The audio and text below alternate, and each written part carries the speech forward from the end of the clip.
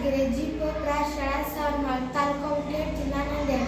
आज विकसित भारत बिल्डस्थान यासाठी